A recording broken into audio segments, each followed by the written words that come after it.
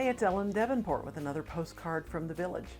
I am here to tell you about the final book we are releasing this year.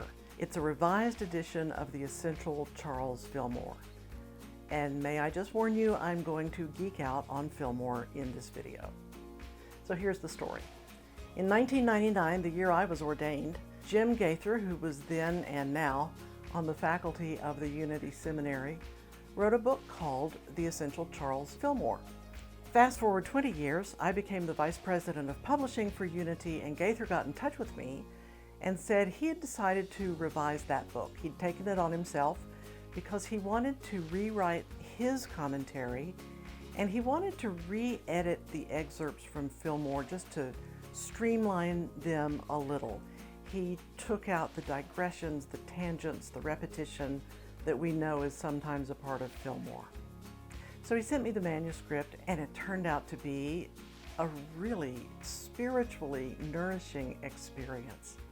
When I got into it, I remembered all the reasons that I fell in love with Unity. I remember all the ways that I was inspired by Fillmore in the beginning, with ideas that are now much more familiar. I've learned something about practicing principles. I can tell you about the 12 powers. This is basically Fillmore's greatest hits.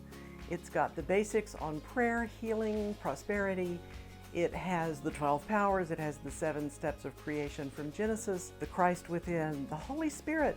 There's a whole section on the Holy Spirit that I swear I had never read from Fillmore before. And that is largely thanks to Gaither. The way the book is set up is that he has written commentary on each overall topic, and then a little commentary for each excerpted article, talk, or book chapter.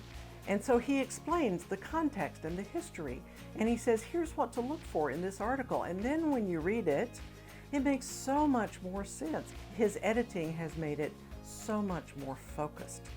So this is Fillmore as you would love for him to be.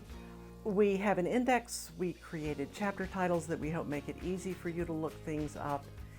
And we also, you know how Fillmore quotes the Bible all the time and never uses a citation? Gaither and I went through the manuscript and added citations every place that Fillmore quotes the Bible. You're welcome. I think you're going to love this book.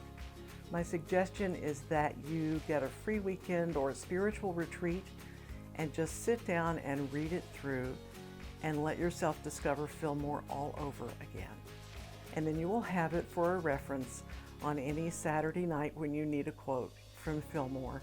And we'll be back next month with another postcard from the village.